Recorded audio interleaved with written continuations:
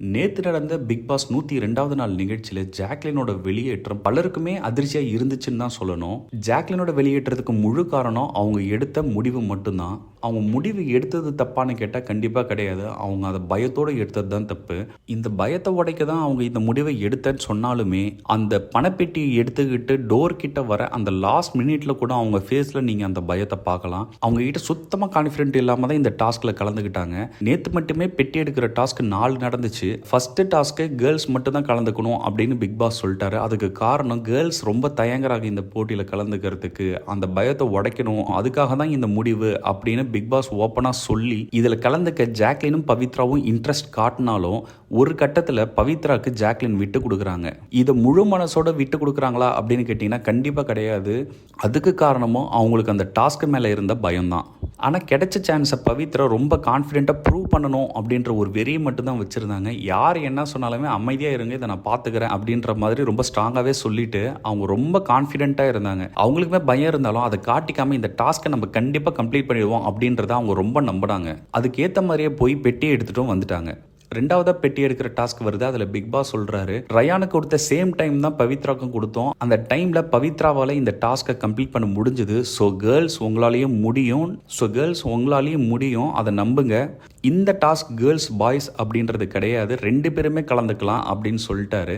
இதுக்கு யார் வேணாலும் கலந்துக்கலாம் அப்படின்னதும் இதுக்கு முன்னாடி டாஸ்க்ல பவித்ரா ரொம்ப சக்சஸ்ஃபுல்லாக அதை பண்ணதுனால சௌந்தர்யாவுக்கு ஒரு நம்பிக்கை வந்துருச்சு. இதை நம்மளுமே ட்ரை பண்ணி பார்க்கலாம், பெட்டி வரைக்கும் போகலாம், முடியலன்னா ரிட்டர்ன் வந்துடலாம், அதனால என்ன இருக்கு, ஆனால் நம்ம இதை ட்ரை பண்ணி பார்த்துருவோம் அப்படின்ட்டு அவங்க ரொம்ப நம்பினாங்க. அவங்களுமே பயத்தோடு இருந்தாங்க. ஆனால் பெட்டி எடுக்கணுன்றதெல்லாம் என்னோட டார்கெட் கிடையாது, இதில் கலந்துக்கணுன்றது தான் என்னோட மேட்டர், நான் போய் கலந்துக்கிறேன் ஃபர்ஸ்ட், அது பெட்டி எடுக்கிறேன் இல்லைன்றதுலாம் செகண்டு அப்படின்ற ஒரு நம்பிக்கையில் அவங்க போனாங்க. அவங்களோட கான்ஃபிடென்ட் லெவல் அந்த பெட்டி எடுக்க மாட்டோன்றதுல மட்டும் தான் இருந்துச்சு. அவங்க போகும்போதே அந்த முடிவில் தான் இருந்தாங்க. நம்ம சொல்லணும், அந்த பெட்டியை பார்த்து எடுக்காம ரிட்டர்ன் வந்தது தான் புத்திசாலித்தனம். ஏன்னா அவங்க பெட்டியை தொட்டிருந்தாங்கன்னா கண்டிப்பாக ரிட்டர்ன் வந்திருக்க முடியாது. நேற்று எவிக்ட் ஆனது சௌந்தர்யாவாக தான் இருந்திருப்பாங்க. 3வது டாஸ்க் வந்துச்சு. இதில் வழக்கம் போல முத்து ரயான் போட்டி போட்டாங்க. அது மட்டும் இல்லாமல் விஷான் லாஸ்ட் 3 டாஸ்க்ல நான் விட்டு கொடுத்துட்டேன், ஸோ இந்த இதில் நான் தான் போவேன் அப்படின்னு அவரும் வந்து நின்னாரு. ஸோ முத்துவும் ரயானும் ஓகே இந்த தடவை விஷாலே பண்ணட்டும் அப்படின்னு விஷாலுக்கு விட்டு கொடுத்துட்டாங்க. விஷால் பண்ண டாஸ்க் இதுவரைக்கும் போன டாஸ்க்கை விட மீட்டர் கொஞ்சம் அதிகம். அது மட்டும் இல்லாமல் 3 பெட்டியில் ஒரு பெட்டியை கண்டுபிடிச்சி எடுத்துட்டு வரணுன்றது எக்ஸ்ட்ரா ப்ரெஷராகவுமே விஷாலுக்கு இருந்தது. ஆனால் இது எதை பற்றியுமே கவலைப்படாமல் ரொம்ப கூலாக விஷால் கலந்துக்கிட்டு ரொம்ப ஈஸியாக அதை பண்ணி முடிச்ச மாதிரி தான் இருந்துச்சு. அவர் அதை பண்ணும்போது பார்க்கறதுக்கு ரொம்ப ஈஸியாக இருந்தாலுமே அது ரொம்ப கஷ்டமான டாஸ்க் தான். ஆனால் அவர் அந்த டாஸ்க்கை கம்ப்ளீட் பண்ண விதம் வேற லெவல்.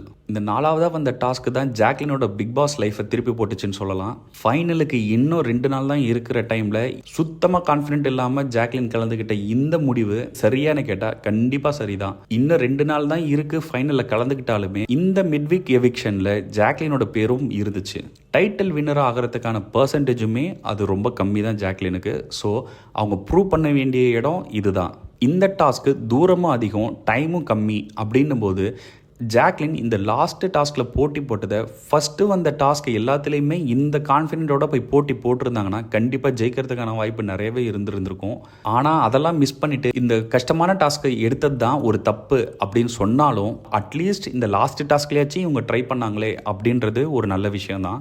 இவங்க கலந்துக்கிறேன்னு சொன்னதும் ரயான் வந்து ரொம்ப வேலிடான பாயிண்ட் வேற லெவலில் சொன்னாருன்னு தான் நம்ம சொல்லணும். பவித்ரா டைமுக்கு கால்குலேட் பண்ணாலே 40 செகண்ட்ஸ் ஆகுது. ஸோ இதை கம்ப்ளீட் பண்ண முடியாது, நீ பாதியில் வந்துரு அப்படின்னு சொன்னாரு. பாதியில வந்துருன்னு சொன்னாரே தவிர இதை கலந்துக்க வேணான்றதை சொல்லல. அவர் கலந்துக்க வேணான்னு சொல்லியிருந்தா அது முறையாகவும் இருந்திருக்காது. இந்த மாதிரி வேல்யூபிளான பாயிண்ட் ரயான் கொடுத்திருந்தாலுமே ஜாக்லின் அதெல்லாம் மைண்ட்ல வச்சுக்கிட்டு ரொம்ப ஸ்ட்ராங்கா போயிருந்திருக்கலாம்.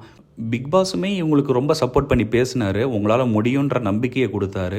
இருந்தாலுமே இதெல்லாம் எடுத்துக்கிட்டு ஒரு வெறி தான் ஜாக்லின் கிட்ட இருந்திருக்கணுமே தவிர அந்த இடத்துல அவங்களுக்கு பயம் மட்டும் தான் இருந்ததுன்றது தான் இந்த டாஸ்க் அவங்க விட்டதுக்கு காரணம். அவங்க பெட்டி எடுத்துட்டு உள்ள வந்ததுக்கு அப்புறம் கிட்டத்தட்ட அங்கே இருக்க எல்லாருக்குமே தெரிஞ்சிருச்சு இவங்க 2 செகண்ட்ஸ் டிலேவா தான் வந்தாங்க அப்படின்றது. அதுவும் மற்ற எல்லா டாஸ்க்கும் உடனே வாழ்த்துக்கள் சொன்ன பிக் பாஸ் இதுக்கு கொஞ்சம் டைம் தேவைப்படுது, ரொம்ப ஷார்ட் டைம்ல நீங்க உள்ள வந்திருக்கீங்க, டீம் அதை கால்குலேட் பண்ணிக்கிட்டு இருக்காங்க, ஸோ அது வரைக்கும் ரிலாக்ஸ் பண்ணுங்கன்னு பிக் பாஸ் சொன்னதுமே ஸோ அங்கே ஏதோ தப்பு இருக்குன்றத ஜாக்லின் ரொம்ப நம்ப ஆரம்பிச்சிட்டாங்க. கண்டிப்பாக இது நம்ம வெளியேற போகிறோன்றது அவங்களுக்கு தெரிஞ்சிருச்சு. ஒரு வழியாக ரொம்ப நேரம் கழிச்சு பிக் பாஸ் வந்து நீங்கள் 2 செகண்ட்ஸ் லேட்டாக வந்திருக்கீங்க, ஸோ இந்த பிக் பாஸ் வீட்டிலேருந்து நீங்கள் வெளியேற்றப்படுறீங்க அப்படின்னு சொன்னதுக்கப்புறம் அங்கே இருந்த ஹவுஸ்மேட்ஸ் எல்லாருமே ரொம்பவே உடஞ்சு போயிட்டாங்க. ஹவுஸ்மேட்ஸ் மட்டும் இல்லை, ஜாக்லின் அழுவுறதை பார்த்து பிக் பாஸ் ஃபேன்ஸ் எல்லாருமே ரொம்பவே உடஞ்சிருப்பாங்கன்னு தான் சொல்லணும். அப்பவும் ரயான் வந்து சொன்னார், நான் தான் உன்னை பாதியில் வந்துருன்னு சொன்னேன், நீ ஏன் போன அப்படின்னு அவர் கேட்டார். ஆனால் அதுக்கு ஜாக்லின் சொன்ன பதில் வேற லெவலில் இருந்துச்சு.